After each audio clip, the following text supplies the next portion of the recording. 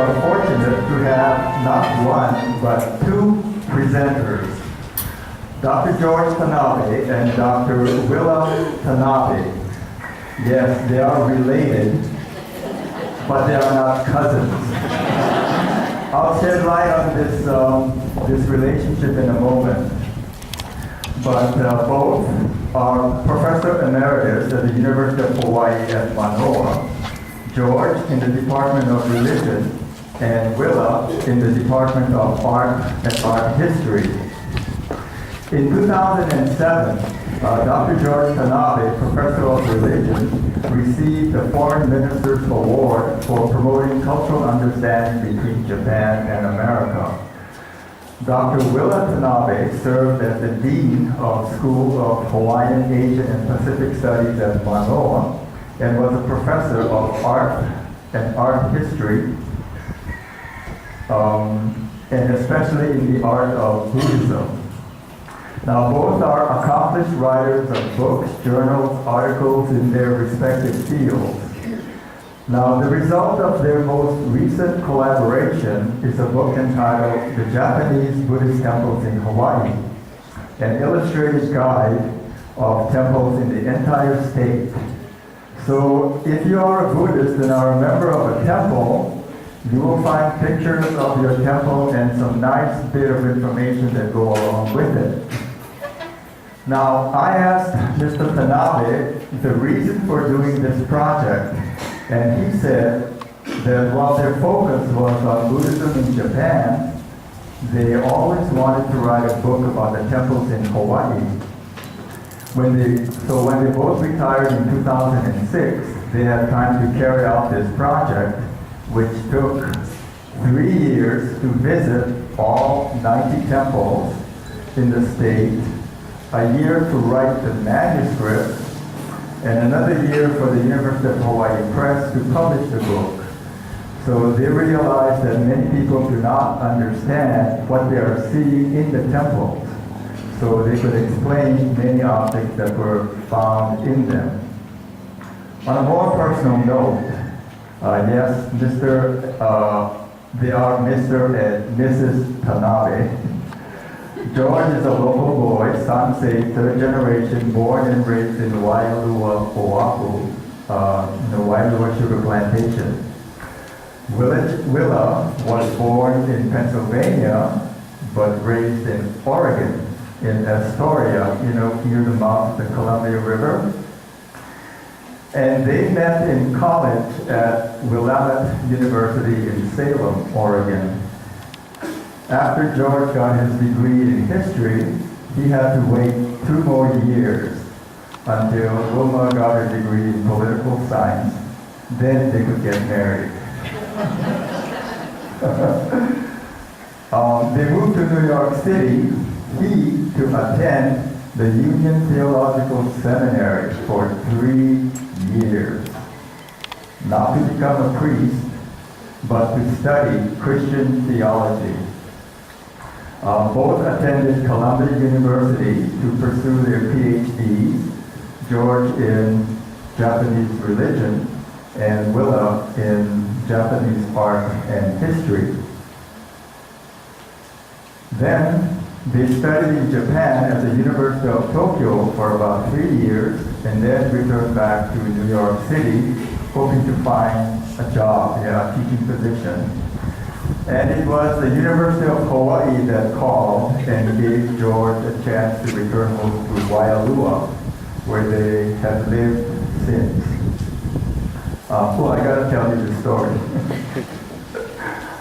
I just found out this morning, George I've gotten to know George now, and he's a very suave, crafty kind of person. And did you know I can tell you a little bit about the prenuptial agreement. Willa told me that before he married George, he said he will marry her only if she would promise and live in Wailua, Oahu. How's that for a proposition there? But I'm sure that, yeah, so local boy, it really now gives me a great pleasure to introduce to you Dr. George Tanabe and Dr. Willa Tanabe, Mr. and Mrs. Tanabe, or George and Willa. Welcome to Kauai. We're happy to have you here. Yeah. Thank you. I don't have to give a talk after that introduction. He kind of said it all, but the one part he left out is when I told Willa, you know, the conditions for getting married is you have to live in Waialua. She said, where's that? It's actually on the North Shore, so we represent the North Shore today. You asked for a North Shore representation, except that it's from Oahu. People who come out to Waialua to visit us say, oh, it's just like going to the neighbor islands. And so coming to Kauai feels like being in Waialua. Feels that same kind of country feeling. What we'd like to do today is to just give you a very short presentation, PowerPoint, of some of the things that we found as we went around from temple to temple. As Gerald said, we visited all 90 temples in the state of Hawaii. We arbitrarily limited the temples to Japanese Buddhist temples. As you know, there are other Buddhist temples, like Tibetan Buddhist temples, Chinese, Korean Buddhist temples. But our intent was to write a guidebook, and we wanted to keep it kind of small, a book that you could actually carry around with you as you visit the different temples. So we arbitrarily limited it to the Japanese Buddhist temples. But we do want to recognize that we have other Buddhist traditions represented in our state. We are, in the entire nation, the state with the richest representation of Buddhist temples. So I'd like to start with just giving you a very quick survey of the different kinds of architectural styles that we have here in the state of Hawaii. This is the first style, if you can call it that. It's just a plantation house. And this is in Na'alehu on the Big Island. And this is a reflection of the fact that the early immigrants who came from Japan to Hawaii didn't have all that much money. They didn't have money to put up, temples, a regular kind of a temple. But they were able to just transform their homes into a kind of a temple. So at this house, inside, one of the walls has a hole cut in it, and then it's boxed in, and an altar is made out of an ordinary house. And then as the immigrants became a little more wealthy and had a little more resources to put into the building of temples, they built temples in a style that was very familiar to them. That is to say, in a style that is traditional Japanese Buddhist style. And so this one is recognizable. This is a Koroa Joro Mission. It is recognizable as an early traditional Buddhist style by the design of the roof, by the open walkway that goes around the temple, and by the fact that the entry to the temple is from the side of the roof that slopes. And that's a characteristic style, the sloping roof, and you would enter from that side. This is another shot of the same temple. This temple is now the columbarium at the Koroa Joro Mission. When you visit 90 temples in the state, they begin to get mixed up, especially when you get old, like I've become. Now, this is the newer temple. This is a temple that's actually being used at Koroa Joro Mission, but it's still done in the traditional style. So even though it's built not that long ago, you still have the open veranda going around, and then the entryway, the main entryway, is from the side of the building where you have the sloping roof. Now, the third type of temple is what we call the simplified Japanese, traditional Japanese Buddhist style. Still recognizable by the ornate roof line, except now you enter from the side of the gable, where the inverted V is. So you don't enter from the other side. You would now enter from the gable side of the temple, And then it is usually marked by an entryway in which there is a transom that is carved and decorated with decorations at the roof line here. And so this is a fairly typical simplified Japanese Buddhist style. This is Hanapepe, Zensuji, Soto Zen temple. And actually, in the book, we classify this as traditional style, the earliest traditional style. But this is also can be considered to be a simplified Japanese style because you do have the entryway from the gable side of the roof, and the open walkway is no longer there. But this still is a spectacular example of the Buddhist style. This is another shot of the temple, and again you can see that if it were truly an early style, you would enter from this side, but now with the simplified style, you enter from this side of the temple. Now, we have here in Hawaii a very unique style of temple architecture. And you can find this style pretty much only in Hawaii. Actually, there are some examples in Japan, but they were inspired by the temples here in Hawaii. So it's one of the few cases in which we actually influence Buddhist architecture in Japan. This is the Hongwanji Betsuin, the headquarters of Hongwanji, and of course it does not look like a typical Japanese Buddhist temple. And the reason for that is because in 1918, the bishop at the time, Bishop Imamura, said very explicitly, and really quite remarkable when you think of how early it is that he had this awareness, that he did not want, he said, I do not want our temple to look like a Japanese Buddhist temple. 1918, he's first generation, and coming straight from Japan, and you would think that they would be doing things like it's done in the old country, but no, he said, we're not going to build a temple that looks like a Japanese Buddhist temple. Why not? Because it's not Japan. Because this is Hawaii. This is America. And he wanted to emphasize that Buddhism was not just a Japanese religion. It's a universal religion. As we sang this morning, long ago in India. And so the reference is to India. And so he has here stupas. These are typical architectural styles that you would find at Buddhist temples in India, with a dome in the back. And so that's the Indian side. It refers to the fact that Buddhism did not originate in Japan, but originated in India, went across to China, Central Asia, China, Korea, and Japan, and then coming over to Hawaii. So it's a universal international religion. It's not just a Japanese religion. And Bishop Imamura already wanted the building to speak, to say something architecturally. And what it says is, this is not just a Japanese religion. We kind of, forget that message sometimes, and we often think of Buddhism in Hawaii or Japanese Buddhist temples as being Japanese Buddhist temples. But he also added another element, and that is the classical Western columns over here that you can see. This is what you would find in classical Western architecture. These are Greco-Roman columns.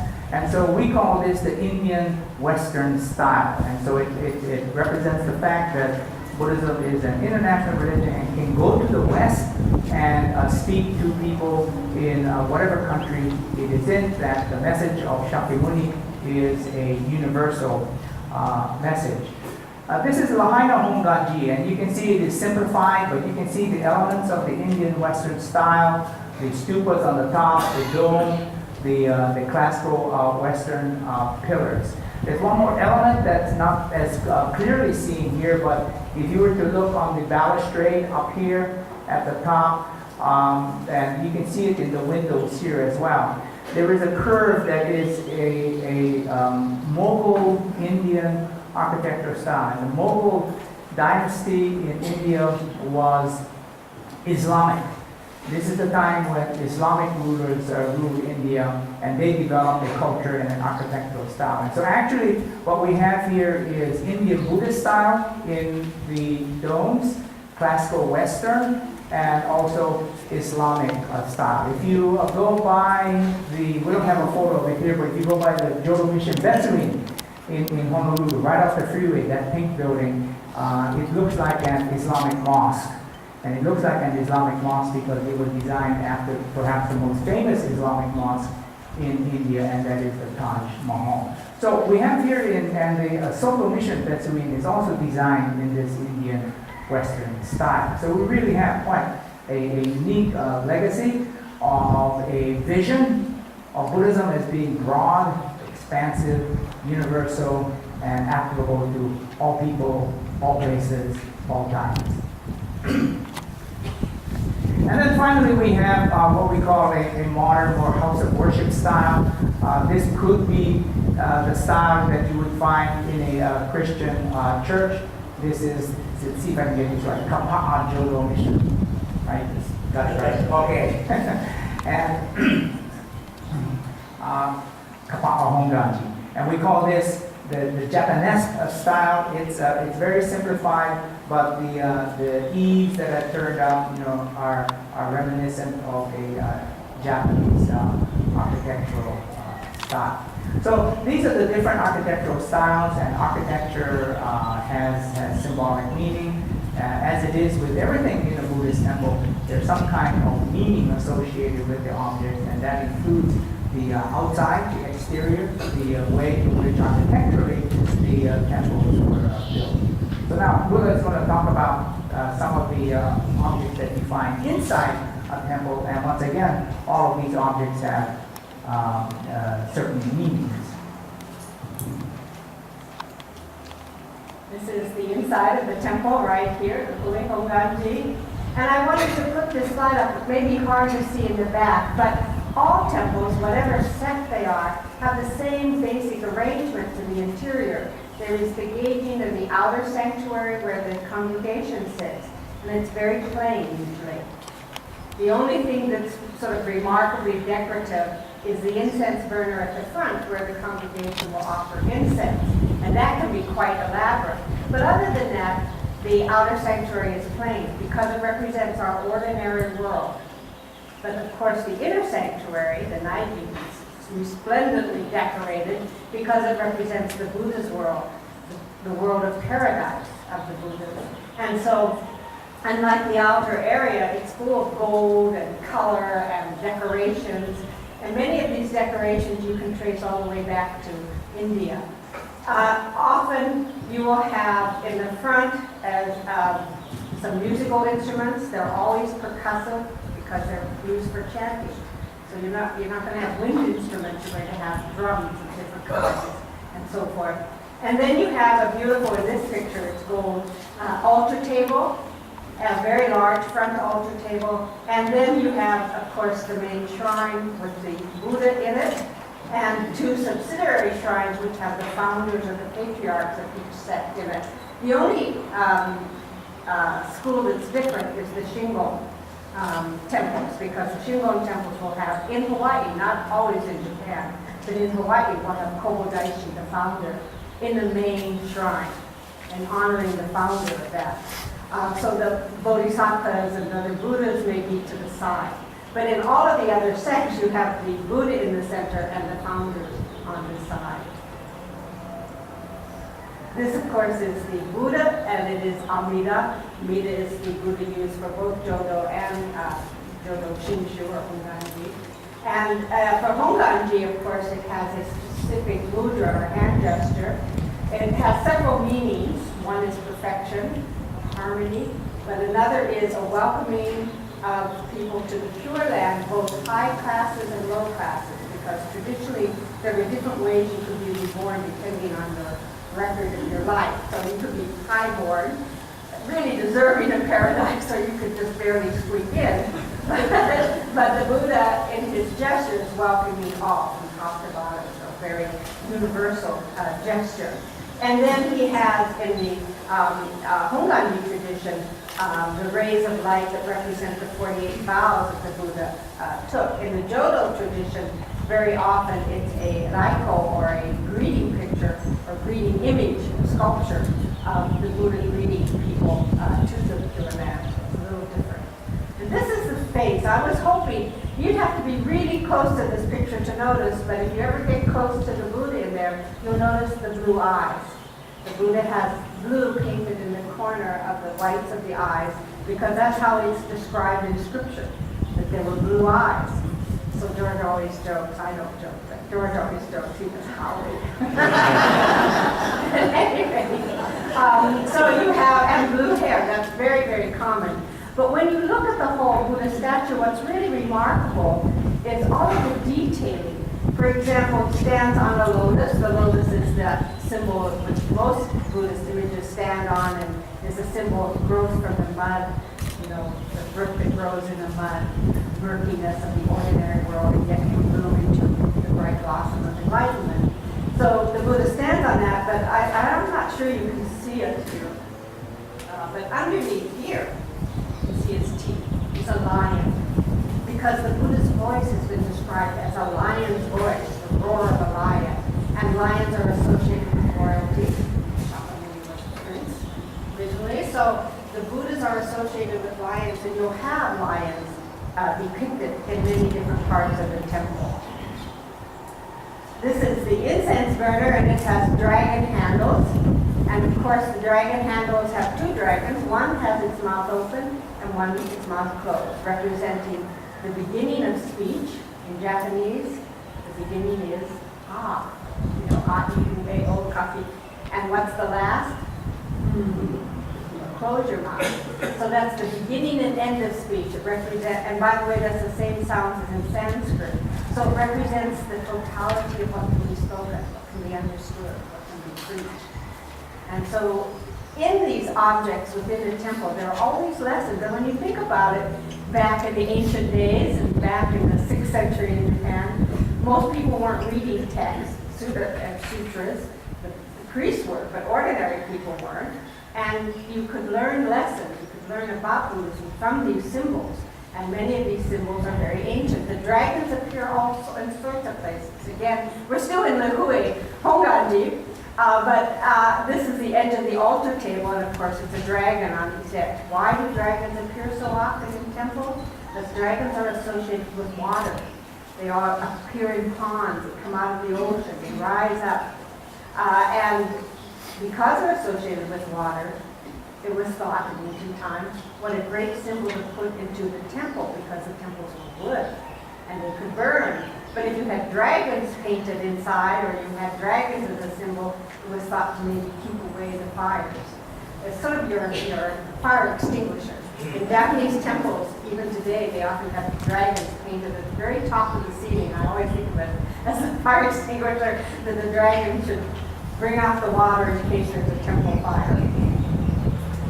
The altar tables are some of the most beautiful things in an inside of a temple. You have the small ones in front of the Buddha, in front of the patriarch, and then you have that large front altar table. Now, there are different kinds of altar tables. A lot of them have dragons, for example. But in the Hongwanji temples, you most often have the birds of Amita's paradise.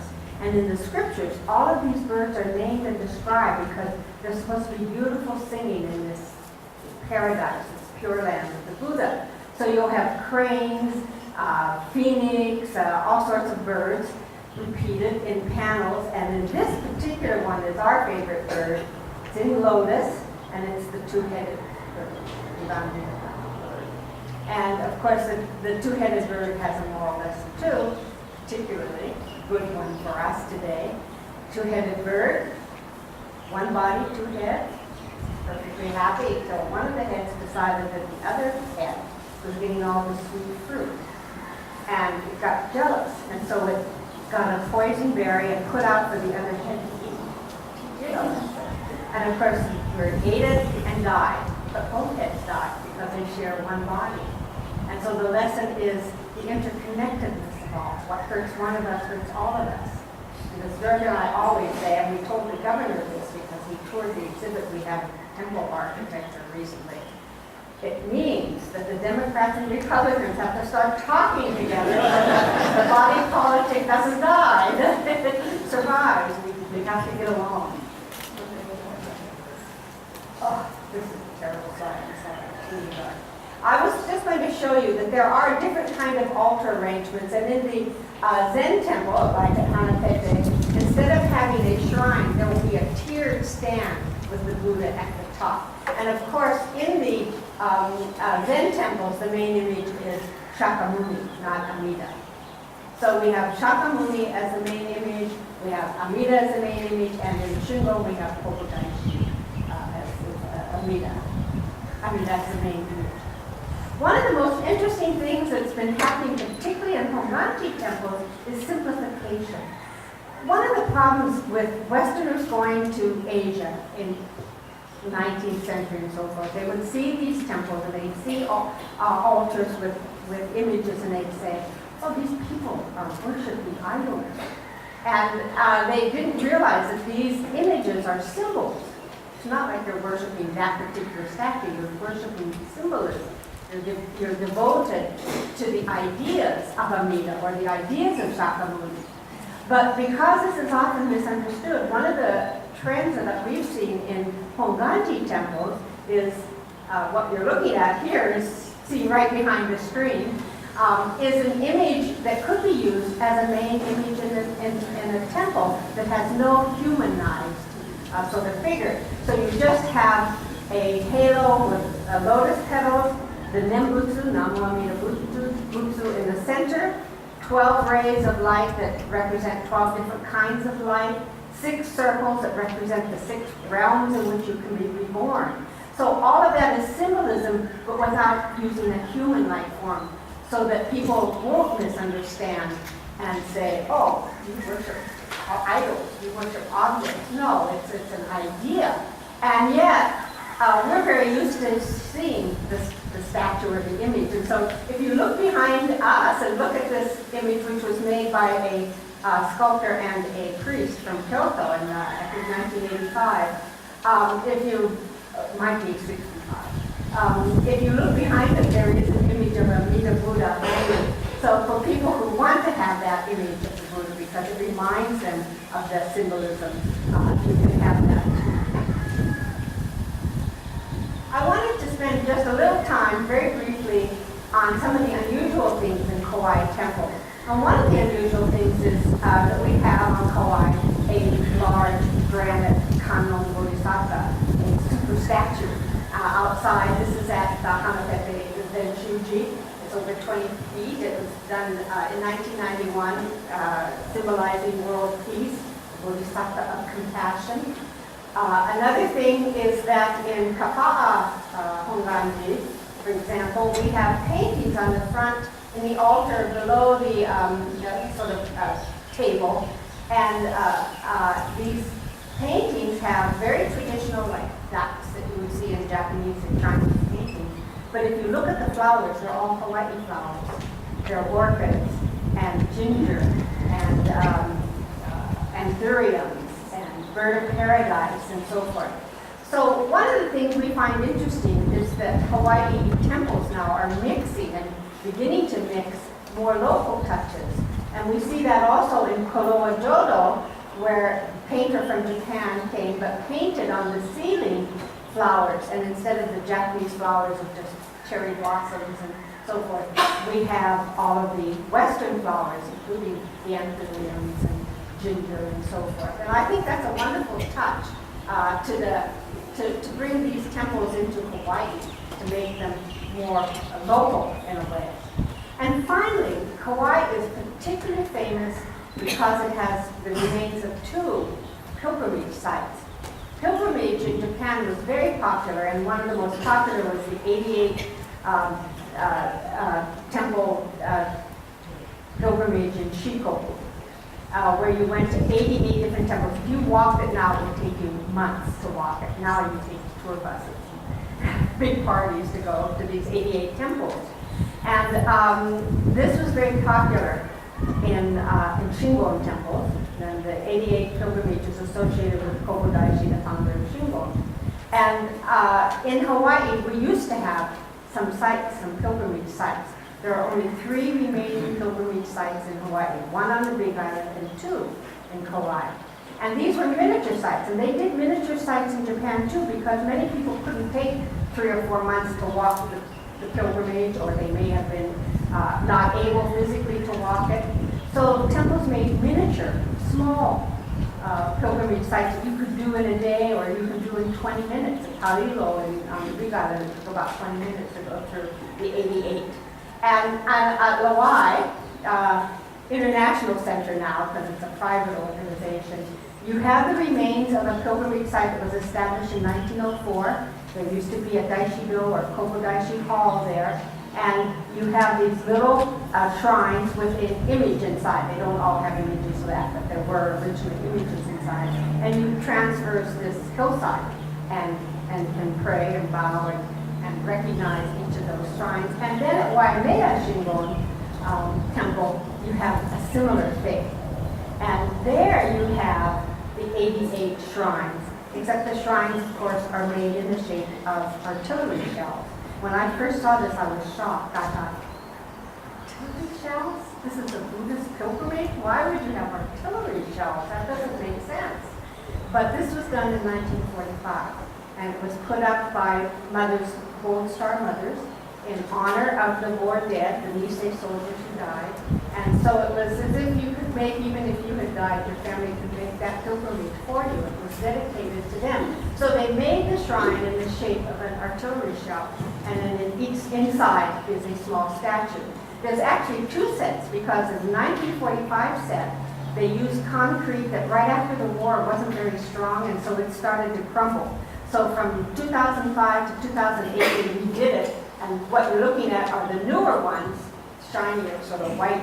But right behind, you can see the older set. So there's actually two sets of artillery shells.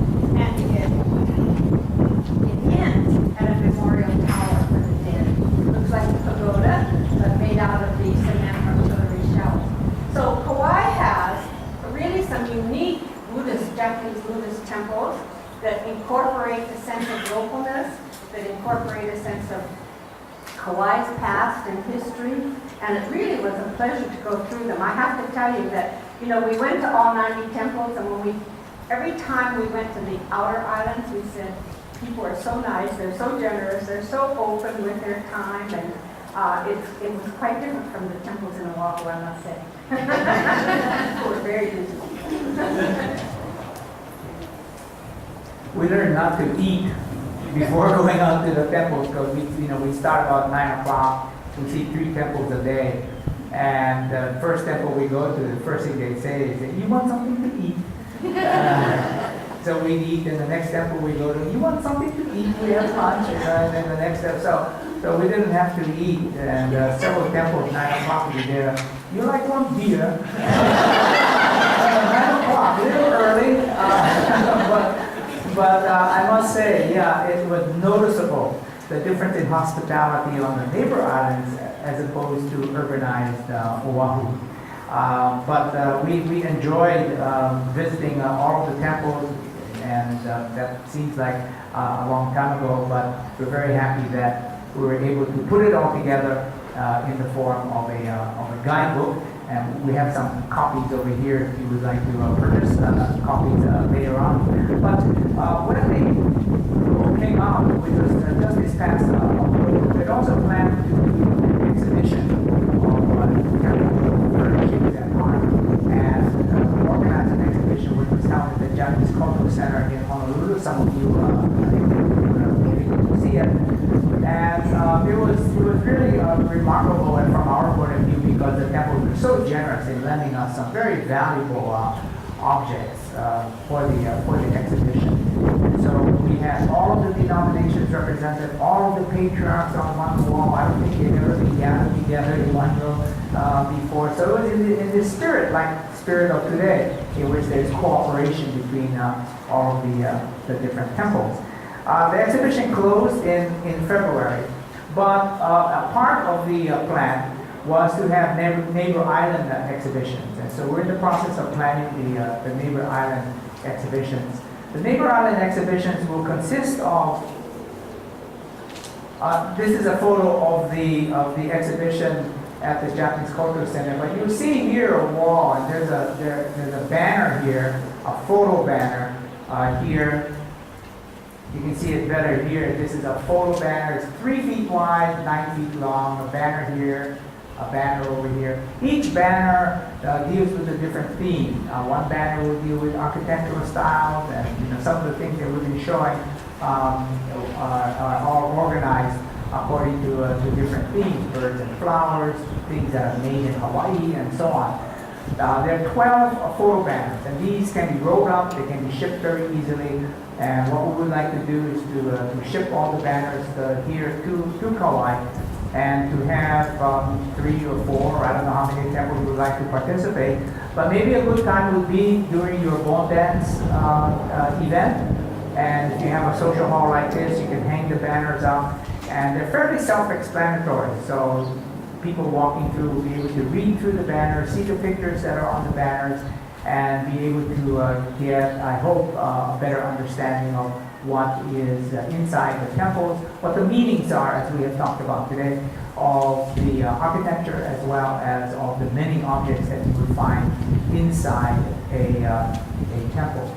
So we wanted to just end by mentioning this possibility. We're going to leave it to the ministers, to the Kauai Buddhist Council, to organize this in cooperation with the Japanese Cultural Center of Hawaii, and we hope that this will therefore not be the end of our project, that will be going out to the neighbor island. And so when people come, hopefully there'll be volunteers that can maybe explain some of the banners to those who know nothing about Buddhism, and also to invite people into their temple. The Honolulu exhibition, we borrowed objects. It was in the exhibition, but it would be too difficult to organize that for the neighbor islands. But if we have the banner exhibition at temples, people can go into the temple and actually see some of the objects that are there. So it'll be a good way to introduce your temple to visitors who may be interested in coming and learning a little bit more about Buddhism. So thank you very much. Thank you for coming. Thank you for inviting us. It feels like home. Feels like the North Shore on Oahu. But where's the beer?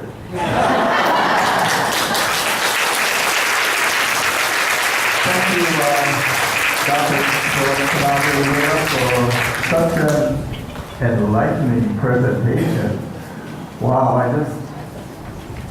it was just amazing, to get all that kind of information here. I mean, I don't even have to sit under a Bodhi tree to be this enlightened. But thank you so much. Yes. And we look forward to that exhibition, and we hope to get something going, I think, during the bone season, that we can look forward to.